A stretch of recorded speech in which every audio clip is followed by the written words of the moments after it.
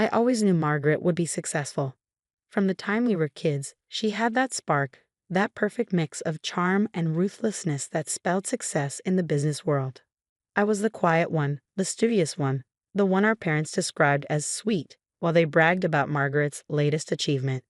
My name is Sarah Chin, and this is the story of how I learned that being underestimated can be your greatest advantage. Growing up, Margaret was always the star of the family. While I spent my weekends buried in business textbooks, she was winning debate competitions and running successful fundraisers. Your sister has a natural talent for business, our father would say, beaming with pride as Margaret counted the profits from her latest school venture. I didn't mind, not really. I had my own dreams, my own plans. While Margaret focused on flash and immediate results, I studied market trends, business psychology, and innovative management techniques. I was playing the long game, even if nobody else saw it. After college, Margaret landed a prestigious position at Anderson and Brooks, one of the top consulting firms in the city. Within 2 years, she was leading her own team. I took a different path, starting at a smaller firm where I could learn every aspect of the business from the ground up. Still working at that little company, Margaret would ask during family dinners, her voice dripping with condescension. You know, I could put in a word for you at Anderson and Brooks. Entry level, of course, but it would be a start. I would just smile and change the subject. What Margaret didn't know, what nobody knew, was that I was building something of my own. Every client interaction, every project, every late night poring over reports was teaching me something valuable. Then came the opportunity that would change everything. It started with a simple email from James Morrison, CEO of Morrison Technologies. His company was growing rapidly, and he needed help managing the expansion. He'd heard about me through a mutual connection and wanted to meet. I spent weeks preparing for that meeting, analyzing his company from every angle, developing strategies that would help him scale effectively while maintaining the innovation that had made his company successful. The meeting went better than I could have hoped. James was impressed by my thorough understanding of his business and my practical approach to solving his challenges. You get it, he said, leaning back in his chair. You actually understand what we're trying to build here. That night, I couldn't wait to share my success with my family. We were having our regular Sunday dinner, and for once I had something that could match Margaret's endless stream of achievements. Morrison Technologies. Margaret's fork clattered against her plate. James Morrison. The James Morrison?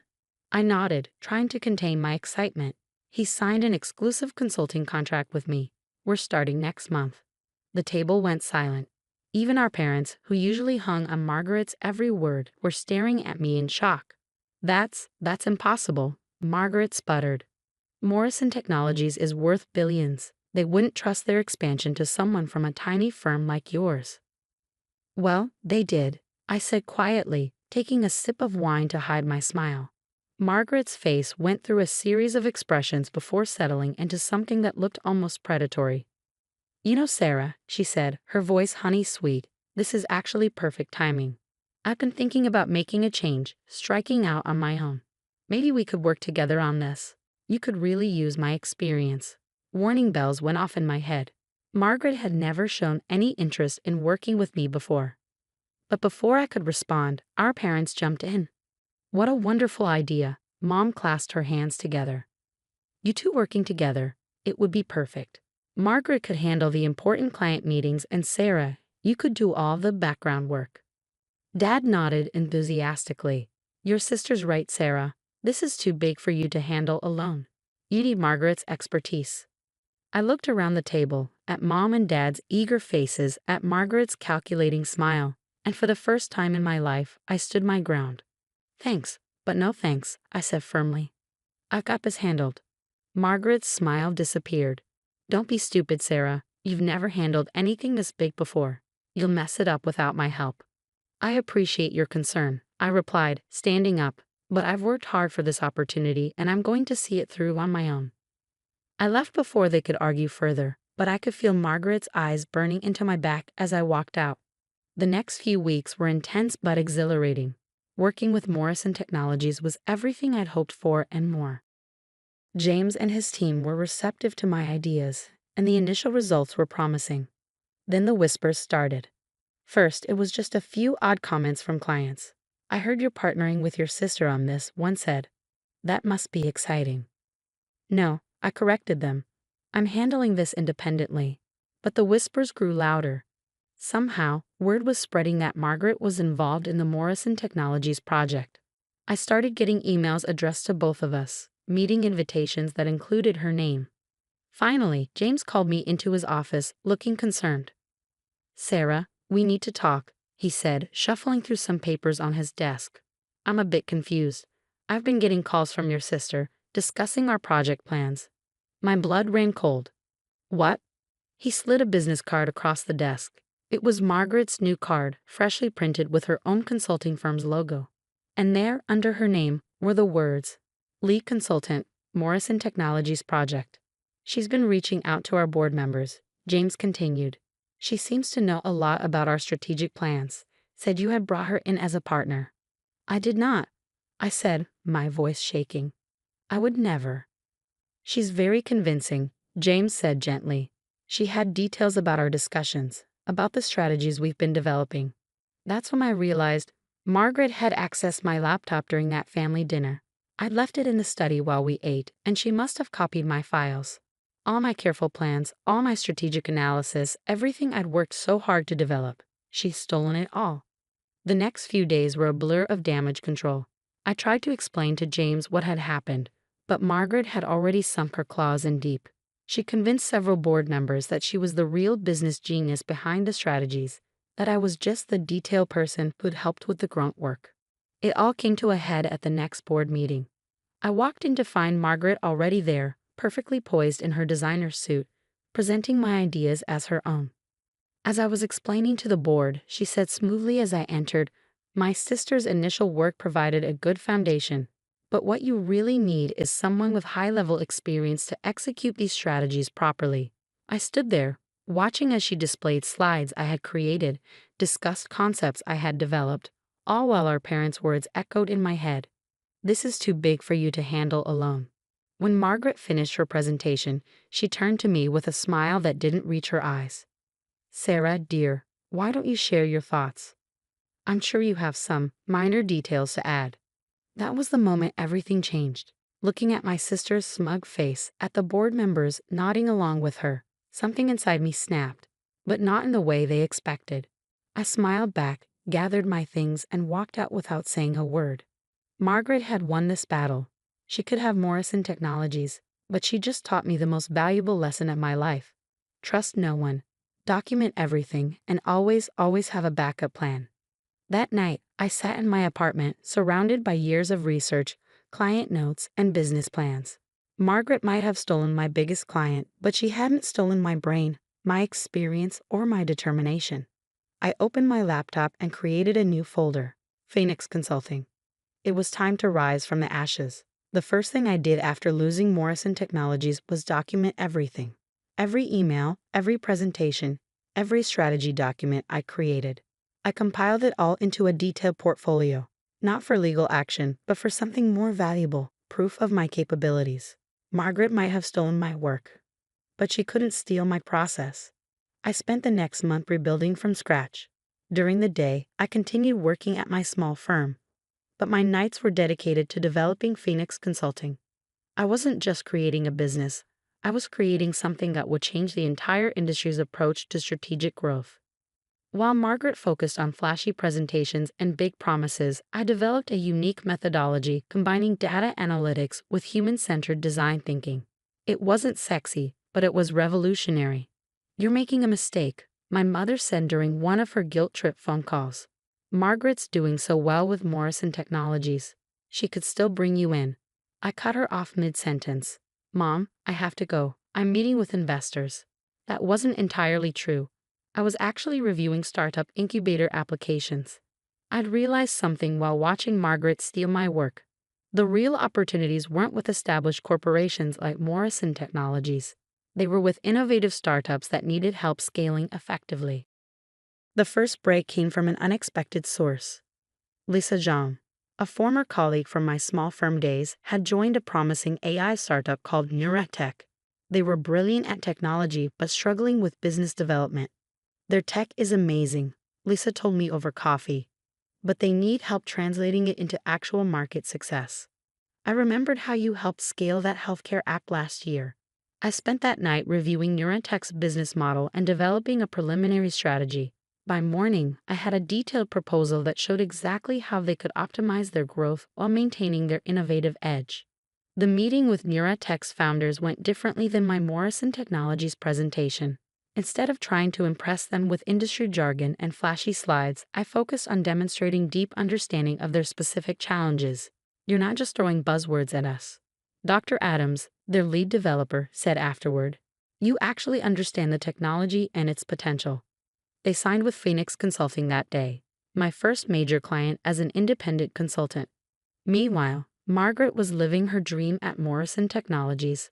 Her Instagram was full of power poses in front of corporate logos and humble brag posts about leading the biggest tech expansion in the city's history. What she didn't post about were the growing problems with her implementation of my strategies. She'd understood the words in my plans but not the underlying principles. It was like someone following a recipe without understanding cooking. One small change could ruin the entire dish. I heard through industry contacts that projects were running behind schedule, costs were spiraling, and team morale was plummeting. Margaret's solution was to call more meetings and create more PowerPoint presentations. But I was too busy to gloat. Neurotech's success with my methods had caught attention in the startup community. Suddenly, my inbox was full of inquiries from other innovative companies looking for similar results. I hired Lisa away from her job to help manage the growing workload. Then I brought in David Martinez, a brilliant data analyst I'd worked with on previous projects. Within 6 months, Phoenix Consulting had grown to a team of 10, each person carefully chosen for their expertise and commitment to our methodology. 1 year after Margaret's betrayal, I was sitting in my new office reviewing quarterly reports when Lisa burst in. Have you seen this? She asked, holding up her phone. It was a news article about Morrison Technologies.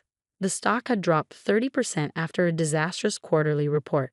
The ambitious expansion Margaret had been managing had failed spectacularly. Sources inside the company cite mismanagement and poor strategic planning as key factors in the downturn. The article read, several board members have called for a complete review of all recent strategic initiatives. I set the phone down and turned back to my work. I had proposals to review for 3 new clients, all referred by satisfied customers. That weekend, during our mandatory family dinner, Margaret was uncharacteristically quiet. The usual designer outfit was replaced with something off the rack, and dark circles showed through her carefully applied makeup. The market is just volatile right now, she said defensively when Dad asked about the Morrison Technologies news. Everything's under control. I have a plan. I focused on my food, but I could feel her eyes on me throughout the meal. Finally, as I was helping Mom clear the dishes, Margaret followed me into the kitchen. Look, she said, voice low. I know we've had our differences, but I need your help. The board is breathing down my neck, and nothing's working like it did in your original plans. I placed the dishes in the sink carefully before turning to face her. Nothing's working because you don't understand the underlying principles. You stole the what but didn't comprehend the why. I can pay you, she pressed on as if I hadn't spoken. Morrison Technologies has a generous consulting budget. No, I said simply. Don't be petty, she snapped, mask slipping. This is business. I need those strategies updated. Those weren't just strategies, Margaret. They were a complete methodology that required understanding the company's DNA, their team dynamics, their true potential. You can't just copy and paste success. Oh, and I suppose you're some kind of business genius now, she sneered. I saw your little startup clients, playing with companies nobody's ever heard of. I pulled out my phone and pulled up Phoenix Consulting's latest financial report. Here are the numbers for my little company. We're projecting 300% growth this quarter. Every single one of our clients has exceeded their growth targets, and we have a waiting list of companies wanting to work with us. Margaret's face went pale as she looked at the figures. How? That's impossible. You've only been operating for a year. I've been operating my whole life, Margaret. While you were focused on looking successful, I was learning how to create success. Real, sustainable, repeatable success. The next month, everything fell apart for Margaret. The Morrison Technologies board called for an independent audit of all her work. When they discovered most of her strategies were copied from my original proposals and poorly implemented, they terminated her contract immediately. Margaret always seemed more focused on taking credit than delivering results. I overheard one board member tell another at an industry event. The real question is who actually developed those initial strategies? They were brilliant, just badly executed. I didn't step forward to claim credit. I didn't have to. My success was speaking for itself. Phoenix Consulting continued to grow. We moved into larger offices, expanded our team, and developed new methodologies for different types of businesses. Our client success stories attracted attention from major business publications. The Phoenix Approach: How a Boutique Consulting Firm is Revolutionizing Business Growth, read the headline in Business Weekly. The article detailed our unique methodology and outstanding success rate, featuring interviews with satisfied clients and industry experts. Margaret tried to rebuild her reputation, but her association with the Morrison Technologies failure followed her. She started her own consulting firm, attempting to copy Phoenix's methods, but without understanding the fundamental principles, she couldn't replicate our success. Then came the final blow. James Morrison himself reached out to me. "I made a mistake," he said during our meeting. "I let politics and flashy presentations distract me from what really mattered: actual results. Would you consider taking Morrison Technologies back as a client?" Under new management, of course. I considered it for a moment, then shook my head. I appreciate the offer, but Phoenix Consulting is focused on working with innovative companies that are trying to build something meaningful. I'd be happy to refer you to some other consultants who might be a better fit. The look of shock on his face was priceless. The Sarah Chen of 2 years ago would never have turned down such a prestigious client. But I wasn't that person anymore. Last week, I received an invitation to speak at the annual Business Innovation Summit, the same event where Margaret had once mockingly suggested I could hand out programs. My keynote speech would be about authentic leadership and sustainable business growth. The day before the summit, I received a text from Margaret. "I heard you're speaking tomorrow. Mom and Dad want to know if you can get them VIP passes." I stared at the message for a long moment before replying. "The event is sold out, but I heard they're streaming it online. Registration is $500 per person. Maybe you can expense it to your new company?" Oh wait, perhaps that was petty, but after years of condescension and manipulation, it felt good to finally stand my ground. The morning of the summit, I stood at the podium looking out over a sea of eager faces: entrepreneurs, business leaders, and innovators who were there to learn from my experience. In the middle of my speech about authentic success and sustainable growth, I spotted a familiar face in the back of the room. Margaret had bought a ticket after all. She sat there in her off-the-rack suit, frantically taking notes as I explained the principles she had never understood. Our eyes met briefly, and for the first time in our lives, I saw something new in her expression: respect. After the speech, my phone buzzed with a notification. Margaret had posted on LinkedIn, "Congratulations to my sister Sarah Chen on an inspiring keynote at #BI Summit. Your success is well deserved." I should have listened years ago. I smiled and slipped my phone back into my pocket without responding. Some lessons have to be learned the hard way. Today, Phoenix Consulting has offices in 3 cities and a team of 50 brilliant professionals. Our client waiting list is months long, and we're constantly developing new ways to help innovative companies achieve sustainable growth. Margaret? Last I heard, she was filing for bankruptcy protection for her failed consulting firm. Mom still brings up at every family dinner how I should help her out, give her a job at Phoenix. I just smile and change the subject. Some people never learn, but I did. Success isn't about who can shout the loudest or take credit the fastest. It's about understanding, innovation, and staying true to your principles. And sometimes the quiet ones really do finish first.